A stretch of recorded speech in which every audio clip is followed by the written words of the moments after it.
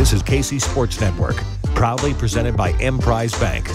Hello and welcome into another edition of 3Ma. I am John Kurtz, joined today by Derek Young from K-State Online. No Cole Manbeck, but we will take you through what was a very lively and ultimately frustrating night in Ames on Wednesday as K-State falls to Iowa State in Hilton, succumbs to some Hilton magic with a little extra kiss on it this time around, and look ahead to Houston as things don't get any easier for K-State, tipping off tomorrow being Saturday against Houston at 11 a.m. You may have needed a couple of Ben Holiday bottled in bond bourbons or 360 vodkas on Wednesday night, late night by the time that was getting done, but I'm sure they would have gone down easy from our friends at Holiday Distillery. We appreciate our friends at Holiday Distillery for everything they do here for the show. Great K-State folks who support us. So whether you are into the vodka, the 360 vodka, or you're a bourbon guy, Ben Holiday Bottled in Bond Bourbon is there for you as well. So check out our friends from Holiday Distillery, and we appreciate their support here on the pod. All right, DY was in Ames. I was on my couch, but either way, the game had a little bit of everything. Another slow start, another torrid stretch to get K-State back into a road game. You had a technical foul. You had officiating controversy. You had Jerome Tang trying to stop TJ Otzelberger coming out of a timeout to get him to talk about something.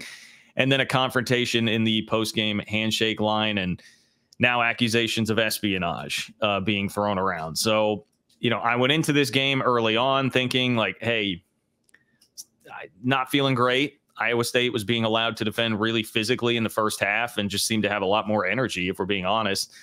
And I thought, all right, look, I mean, this was going to be a tough one to win. My expectations weren't super high that K-State was going to win that game. So you kind of just mentally filed away like, hey, you know, all right, pretty low stress night. I was really not all that upset or worried about much early on. But by the end of the game, it's just like, Jesus, like so much happened with all of that, and tensions were very high on both sides of this thing, and just turned into a wild, wild night at Hilton that has reignited the rivalry, certainly, and just thrown a lot of stuff out there, man. I mean, not that this is the be-all, end-all, but Twitter is pretty crazy right now with everybody on both sides of this deal. So, DY, your perspective on everything as you saw it in Ames from the media seats.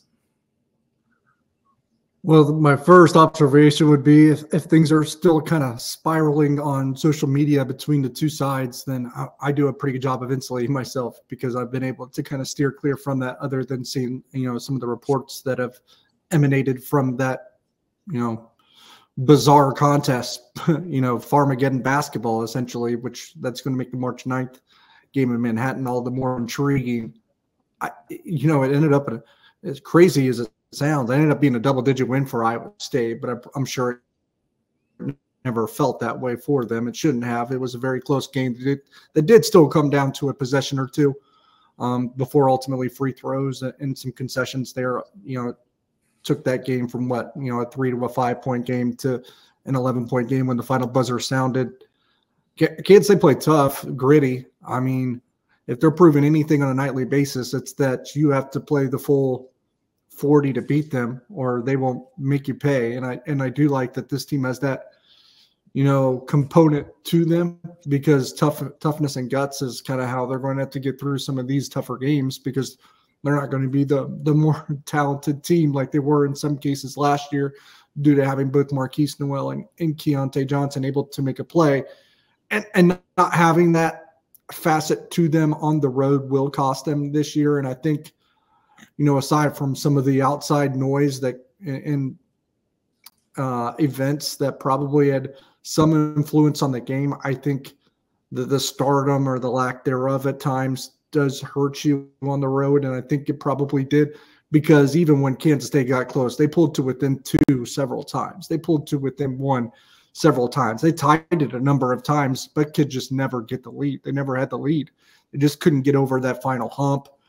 Even when they had an open shot, even when they had free throws, you know, both teams struggled at the free throw line. But at the end of the day, that's why free throw rate matters sometimes, a lot of times more than free throw percentage, because Iowa State only, shot 3 or 4 percentage points better from the free throw line than Kansas State. But the difference is they got to the line more than 20 more times than K-State. So if you shoot the same percentage or about the same percentage, but you get 20 more attempts, that's where you get a 12-point advantage at the free throw line in an 11-point game, and that's all that matters. Just like in the first half, Iowa State goes to that break up 12. Well, they won the three-point line by 12 points in the first half. They shot and made 4 more three-pointers. So those things matter at the end of the day.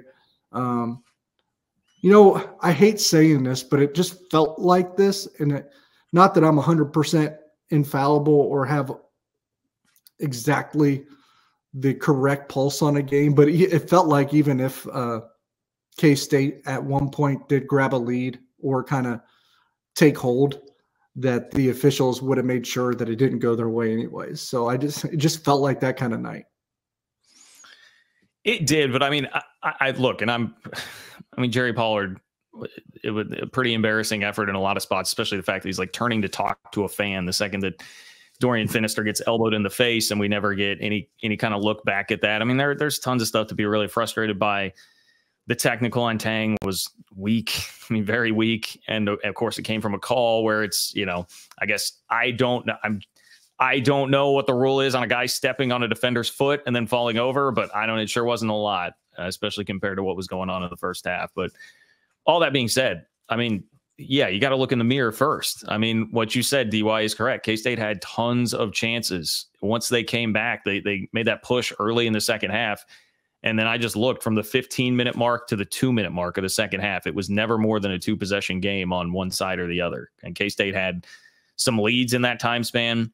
Iowa State never got up by more than 5 in that time span. They finally pushed it out to a 7-point lead, I believe, in the sequence with the technical with about 2 minutes left to go, 2:01 on the clock in that game. So there were so many chances where you're just like, hey, they've got the ball. Iowa State is getting a little turnover prone. They were not very efficient on offense, and you had so many opportunities to push ahead by a couple of possessions. Never did it. And that's what you really feared. I mean, I certainly did as the game was playing out. Like, if you're not going to take advantage of this, Iowa State's too good at home to just lay over and die, roll over and die. Like that home court advantage at Hilton is certainly, to me, number 2. I would say number 2 in the Big 12. Almost called it 1B. I don't know if it's quite that way, like at Allen Fieldhouse, where you just always feel like KU is going to make the plays in the last 3 to 5 minutes of the game to take over and win. It's pretty damn close, and certainly as close as you can find in the league. So you gotta put a little space there to give yourself some cushion coming down the stretch, or you're going to be in trouble. And that's definitely what happened. Iowa State finally stepped up and made some plays. They get a 3, I believe, on an offensive rebound that was one of the real backbreakers there coming down the stretch, and Iowa State won. So as much as I'm here for it, yeah, I did not like a lot of the officiating, and especially the elbow. The elbow is the part that really bothered me the most about everything that happened with the officiating, even in spite of the fact that there was a stretch of 8 straight K-State fouls on Iowa State, 8 straight Iowa State possessions that ended in fouls. You still had a lot of chances, and you just can't leave it up to things like that. It's much like Texas Tech, like we talked about it in Lubbock. Yes, Joe Toussaint traveled on the go-ahead basket, but you can't really leave it up to that. You got to make enough plays that's not going to be a factor. And, for a second time on the road this year in Big 12 play, K-State didn't do that. Yeah, those 2 games felt a little far different, but you're right. You make your own mistakes, then you give the officials a chance to beat you themselves, and that's what happened. So I get that takeaway. I just felt like even if they did take advantage of those chances, something else would have happened. That's just my takeaway.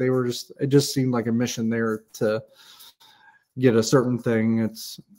And those 8 straight possessions with the foul in Kansas State came right after Otzelberger got warned of a coach's box thing, and then it didn't feel like Tang got a warning, right? It just felt like boom, Tech. I don't know if he ever got a coach's box warning other than when he went over to confront Otzelberger about what was happening on the bench. I will say, like, those games are going to happen. The one in Ames, like it or not, it seems like there's always 1 or 2 of those a year where it's just like feels like everything in the basketball world is out to get you, is not going to let you get that one, which is why you can't let the one at Texas Tech slip away. Yeah, and when you talk about home court advantage, I mean, I think you're right. I feel like it was pretty clear and obvious that, yeah, Otzelberger gets a coach's box warning. The place was really upset about a stretch of calls there early in the second half, and it just felt like Pollard and the crew definitely got influenced by the fact that there were a lot of boos and that it had been a really physical first half where they were letting a lot of things go, and they really clearly had an emphasis to tighten it up in the second half. And yeah, once that happened, 8 straight possessions and 9 out of 10 possessions with a K-State foul trying to defend Iowa State. So it didn't seem like there was a lot that they could do, and that did help keep Iowa State in it. In fairness to what I said earlier about, hey, K-State was never able to really pull away other than just picking up a brief 1-possession lead a couple of times. Yeah, that definitely seemed to be there. And the Tang T, you're right. Maybe some of that is based on the fact that they had this precedent set of just some tensions boiling over with the two coaches, because Tang did try to go say something to Otzelberger, and Otzelberger was then screaming back, trying to say that Tang should be getting the warning for being out of the coach's box too, because that had already occurred with Otzelberger. So it, again, I hate to say it, but like kind of home court advantage sort of thing. You have that push from Otzelberger there, maybe getting in the head of Pollard. I guess it wasn't Pollard that called the T. This is where I need Cole to tell me the name of the guy that actually did. No. It was not. The funny thing is, like, the ref that called the T was not the one that Tang was animated towards. Yeah, right. It was the guy that came off from the other. So I don't know if that's just an accumulation thing where they're saying, hey, we've already had these issues. We've already had both of you guys getting out of the box. Like, I'm just going to have kind of a zero tolerance policy. But I mean, to call that in that spot, like, and Tang was right. He didn't say anything. He kind of threw his arms up, and then he did one of these, like, throw his arms forward, throw his hand forward, like, okay, to hell with that sort of emotion, but never said anything. I mean, I don't know. How often do we see that in a game? I mean, if you're going to start calling that, that's kind of like holding in a football game. Like, you can call it on every play if you're going to be calling that as a T. So to do that in like it was a 4-point game, I believe at that point, like, come on, man, 4 or 5 point game. It was still a 2-possession game. K-State was very much in it with a couple minutes left. It's Bush League. But it is what it is. I would not put the sole blame of the loss on the officiating crew. And I guess we can DY, one thing that may be up for debate, especially in light of the technical that happened then at the end of the game on Tang. I'm not saying Tang wasn't justified based on, especially now, what we see from the story from Kellis Robinette and the Kansas City Star about what the supposed accusations are against Iowa State, what Tang was upset about. I can understand being very upset about that, wanting to say something, but was it the best time to do it in game? Does that have to be a part of your calculus that maybe that would become a bit of an issue? Now, I'm sure Tang thought, hey, I'm just going to walk over there, get Pollard to help me out, which it seemed like he tried to, and then have everybody kind of conference up and meet at center court to have that conversation. But it seems like that may have backfired a little bit there. Again, I'm totally here for Tang. I will absolutely support it. And I know we've heard a lot of the same things that are out there in that Kellis story. But I'll let you sit and think on that for a moment, DY, because got to tell the good folks about our friends at Home Field Apparel. Get to homefieldapparel.com. Use promo code 3MA23 for 15% off your first order. Get some great K-State gear, old school logos. They've got 40 plus options to choose from. If you are a K-State fan, they've got 100 plus other schools on there as well. So there are lots of ways to get some great college gear at homefieldapparel.com. Get stocked up. You're going to see it all over Bramlage Coliseum the rest of the year, and Bill Snyder Family Stadium moving forward for football as well. So they will never do you wrong. No technical fouls over at homefieldapparel.com with promo code 3MA23. We're back in just a moment. We appreciate you supporting KC Sports Network by listening to our podcast. You have helped us become the highest ranked Chiefs podcast network in 2022 and 2023. And don't forget about our daily Substack newsletter, the best written analysis you can find on the Chiefs straight to your inbox every day. kcsn.substack.com. Okay, so your thoughts on the timing of the first confrontation, and especially as somebody who was there in the arena that could see that play out other than just the TV cameras when they were coming back from break. Like, what all did you see there? Yeah, I mean, you had Jerome Tang and Jereen Dowling, an assistant, both pretty animated as to what was happening around their bench. And knowing what we know now, I guess I don't blame Jerome Tang. I mean, if you think what you're alleging is that egregious, then you'd like to nip it in the bud and try to prevent it from happening the rest of the game. So I guess I don't. Well, let me step in, DY. If I probably should have done this before. I'll just read you some of the story from Kellis Robinette, the Kansas City Star. And I know we've, as I said, heard similar things. So he says, many assumed that Tang was upset about the behavior of a few Cyclone fans who may have said something inappropriate to him or his team, but that was not the case. Tang and some of his assistant coaches were focused on the crowd for a different reason. Turns out they were concerned that Iowa State had placed managers and or other team representatives in spots around the visiting bench where they could view and possibly even record the Wildcats as they huddled up during timeouts, according to sources. The sources said K-State's coaches were worried about those observers quickly passing information to the Iowa State bench via text messages. And then it was 7 minutes, 51 seconds left in the game when Tang tried to walk over to him. So those were the accusations levied. We can certainly back that up in general, although the one thing I would dispute from that is that I never heard anything about recordings. I thought it was just having guys over there to be listening into the timeouts and then relaying information back. I never heard anything about recordings, but that's some semantics as far as that goes. Yep. I never heard anything about recordings or anything of that kind. I never explicitly was told how the stuff was communicated either. So I can't say it was text message because I don't think because if that's the case, then that's a whole new can of worms as well, because I don't think you're allowed to be communicating via text message with anyone while sitting on the bench. So that's a whole new can of worms, like I said. So I don't know how things were communicated.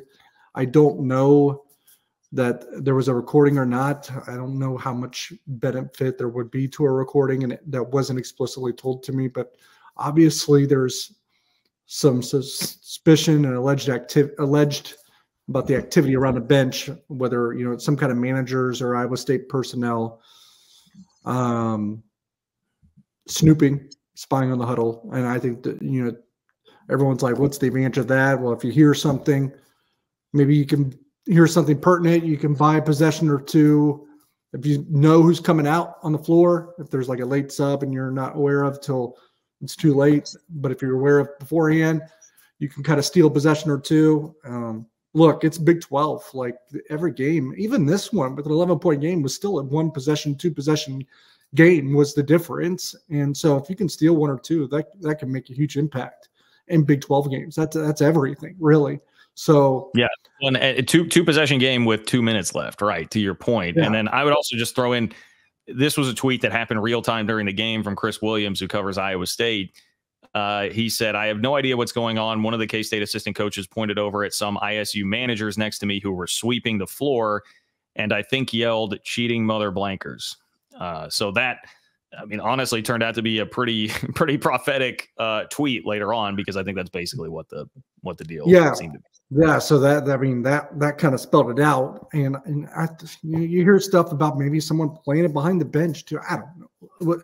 It's all alleged activity, and we'll see what becomes of it. But it clearly became a thing during, and I think it was it had to do with the confrontation afterwards too. So I can't say what was or was not happening, but it sounds like there's some,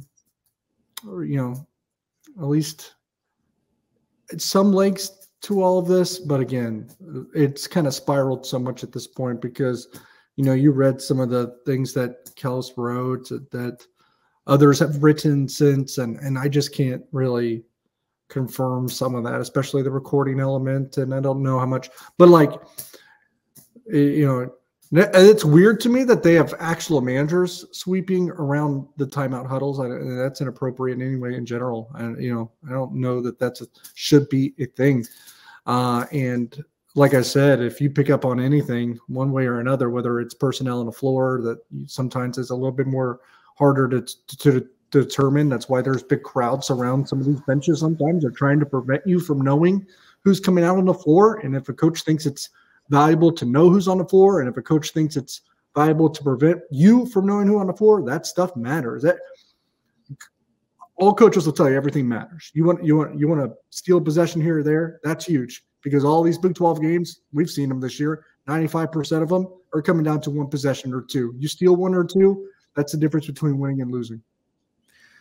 Yeah, and look, I mean, yes, correct. I don't. It's not some huge. I had someone even like an Iowa State fan DM me at one point, like, is this the type of thing that's going to get like Otts fired or whatever? I was like, no, I mean, I don't think it's, I think this is very much more in the vein of like a diet Michigan kind of thing. But, you know, there was plenty of debate over how much of an advantage that would actually give you, but potentially some. I'm not like, look, do I think it's funny? Am I going to make the jokes on Twitter? Yes, I'm going to, but like, I'm not completely incensed by this, but I also know that, like, you know, Jerome Tang is not a dummy, and Jerome Tang's a pretty principled dude. So if he felt strongly enough with 8 minutes left in a 1 or 2 possession game to try and go say something to TJ Otzelberger about it, like I would imagine that that's something that they probably had caught wind of beforehand, that didn't just crop up that night.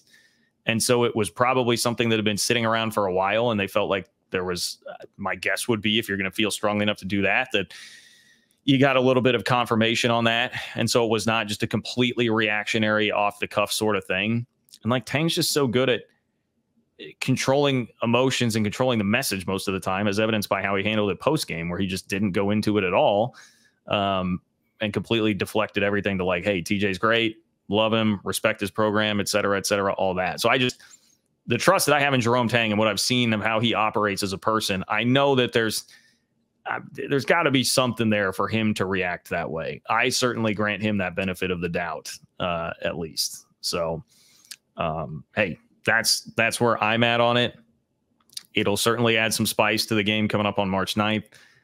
I wouldn't sit here and say, hey, K-State lost the game because of that or anything. I'm not here to do that ballot about the officiating or the Connor Stallion shit or any of that stuff that Otzelberger and company may have been doing for Iowa State. But it definitely bears mention, and I guess I will be intrigued to see if anything comes of it the rest of the year. I'll be interested to see. One of the things I'll be most interested to see is what do the Kansas huddles look like on Saturday in Ames? Like, how Kansas going to have, you know, like a nice little blockade, a fortress out there to try and keep people from getting in. Because remember, what was it that Alabama did? They like weren't using tablets or something in the game where they were playing Michigan because they were worried about what might be going on with the tablets.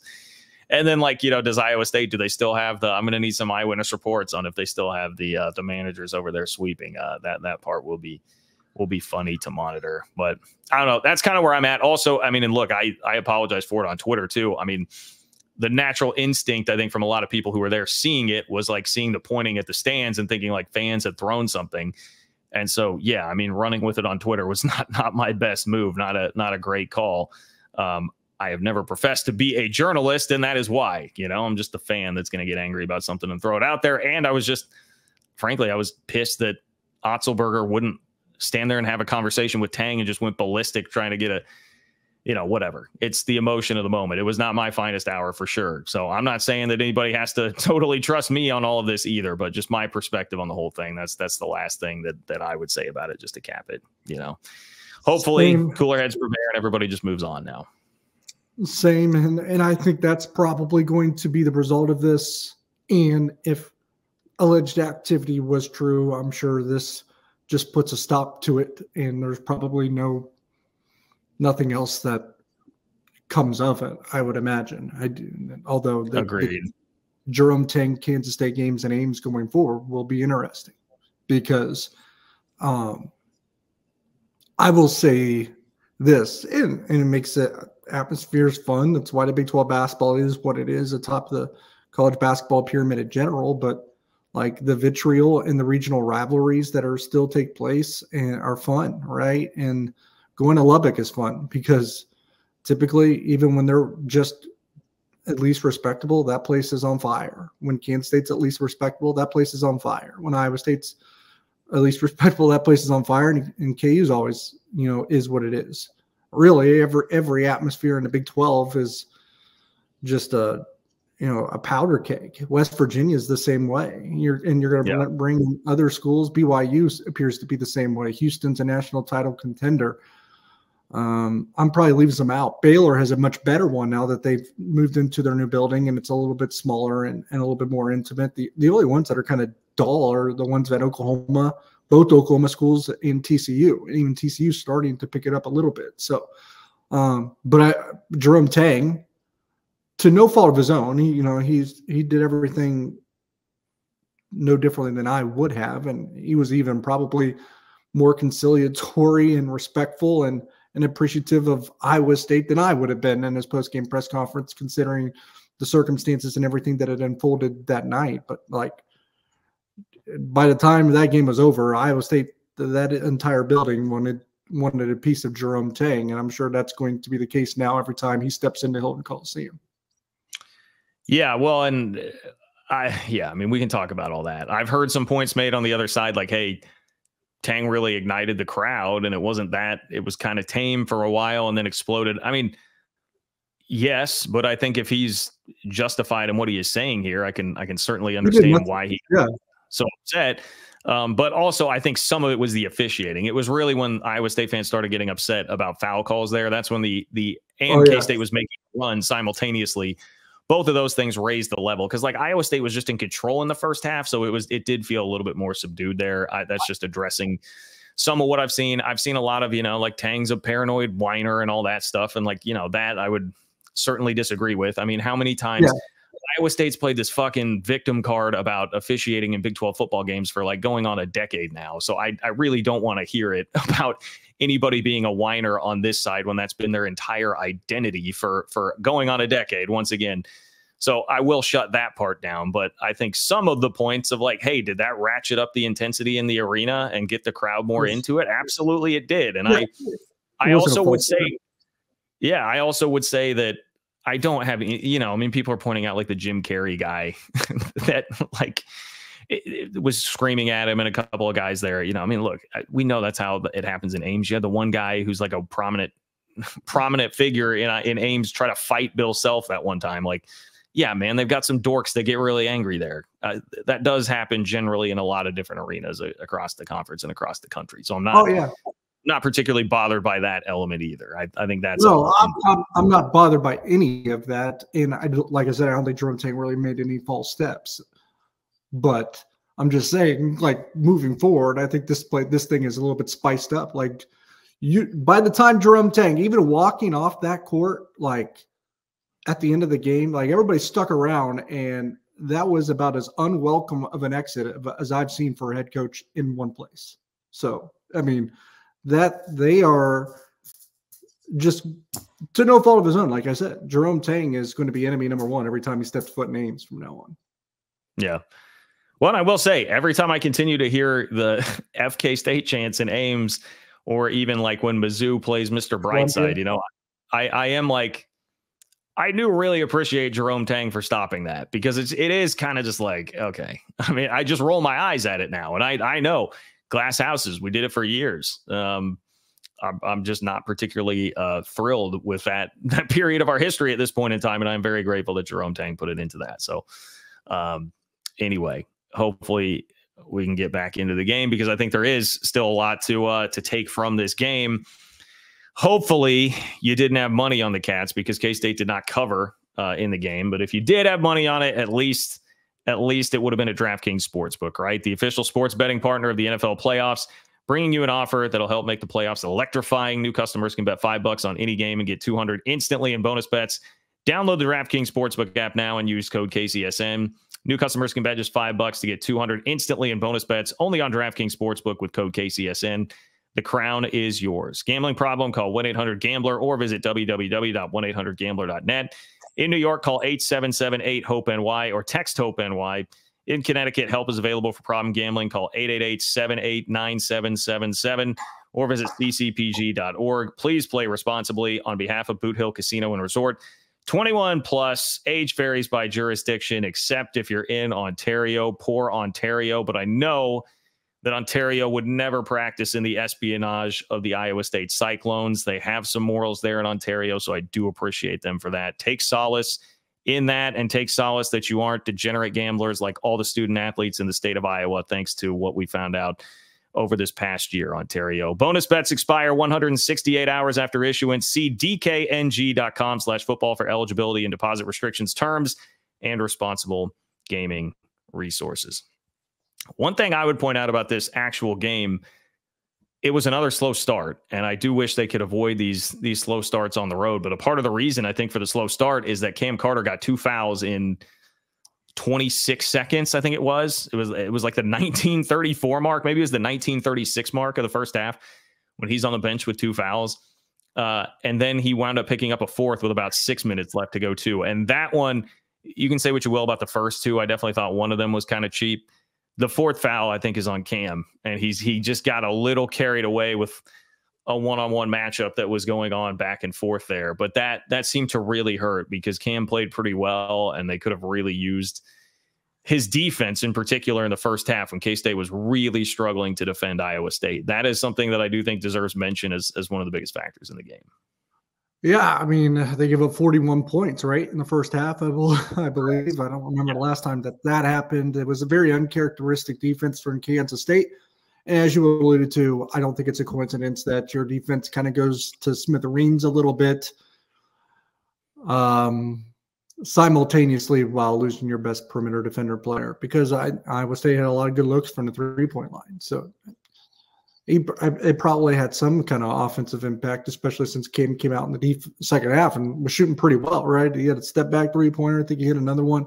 So you do lose some offensive punch too, but more than anything, it's the defensive influence and impact that Cam can provide on that end of the floor that you lose the most. And, what's this game look like if he doesn't get into foul trouble? All things to take into consideration.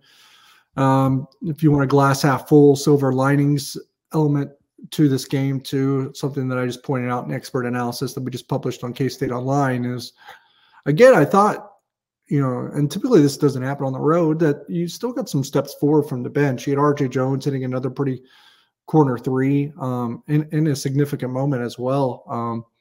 So I think that's another takeaway, that he's going to continue to grow and develop and get confidence to knock those down, and Kid State's a better team. Now, he has some other areas of his game that he needs to really round out and sharpen so that he's not a liability in other aspects, but just being able to come in and knock down shots with confidence is a big step forward for him, and something that Kansas State's going to need, because,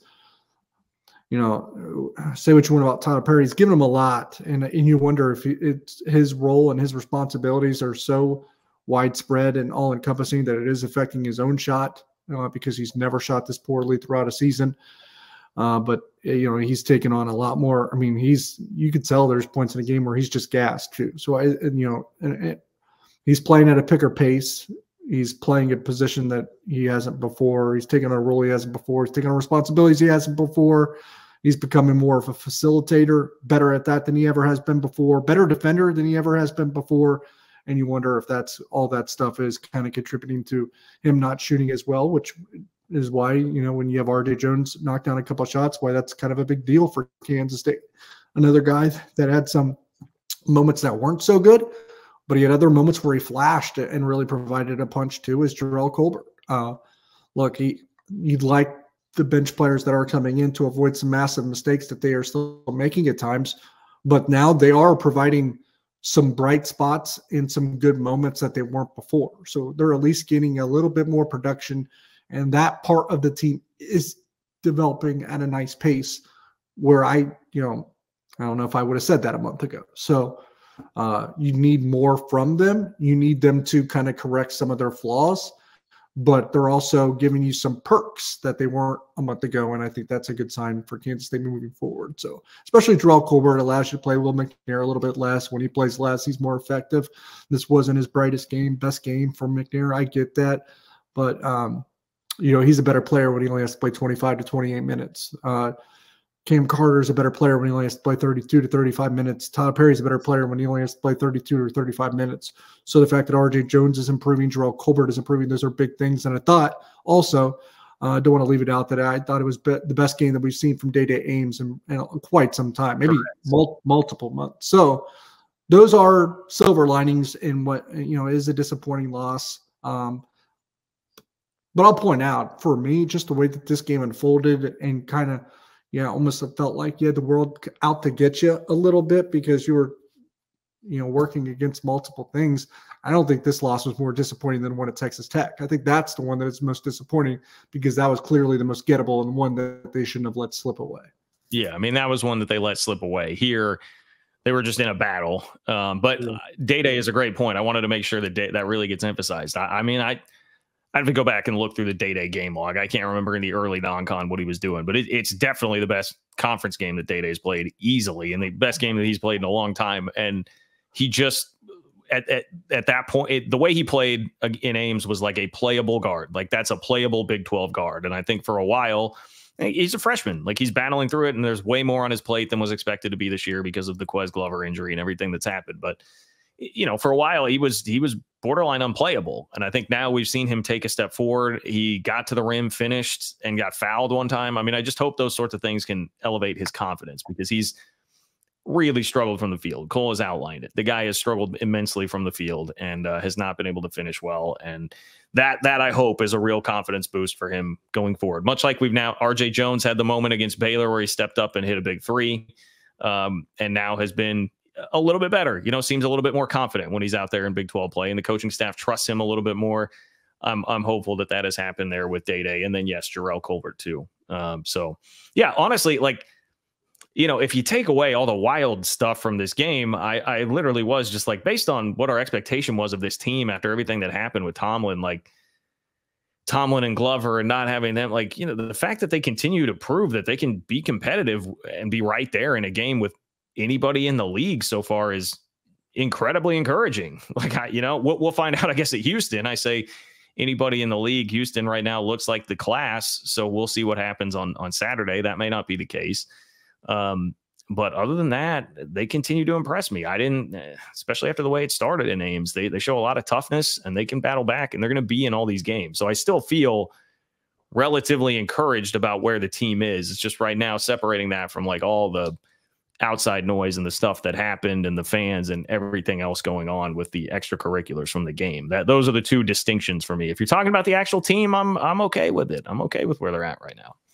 Yeah, there's always a couple games where, and when you look back on, you're like, well, we let that one get away, and you look back and say that's the one that hurt. Like last year was a team capable of playing for a Big 12 championship, but the games that cost them were the collapse at home against Texas and the loss at Oklahoma that they should not have lost as well. Those two games are the ones they probably wanted back. And if they get them back, then they are competing for a Big 12 championship. And what was a team capable of winning a Big 12 championship? Obviously, they almost made the Final Four. This year, you know, you're probably going to be a bubble team at worst. I think a bubble team, but maybe you're a little bit better than a bubble team. And if you're not, then you're going to look back, and one of those games is you're going to wish, like, you know, if that didn't happen, we would be in a much better spot, is the Texas Tech game. We keep going back to that. And I hope they don't have to say what if to that Texas Tech game when we're talking about this team at the end of the season. But if we're all hooked up to a lie detector test and being completely honest and transparent, this team is doing things right now that we weren't sure that they could do a month ago. They are. And now we'll put that to the test against Houston. You know, I mean, Houston's a really good team. They're an incredibly good defensive team. It's going on the road. This will not be an Ames, Allen Fieldhouse, United Supermarkets Arena sort of atmosphere at Houston, but it is still a road game, and it is still against what appears to be the class of the league, and a team that at least, I'm going to check it right now, they have been number one in Ken Palm. They still are the number one team in the country according to Ken Palm. They are 17-2. Ken Palm predicts a 17-point win for Houston in this game. So it's a tall task. It's a tall task this weekend, no doubt. Where this game is placed on the schedule, and knowing what every team has happened to them at points, I would be surprised if Kansas State kept it to single digits. This does feel like a game where it's placed, what Kansas State just had happen. You know, they didn't go to Manhattan. You know, you don't get any rest really. I mean, they flew straight from Des Moines to Houston. Maybe that's a benefit to that.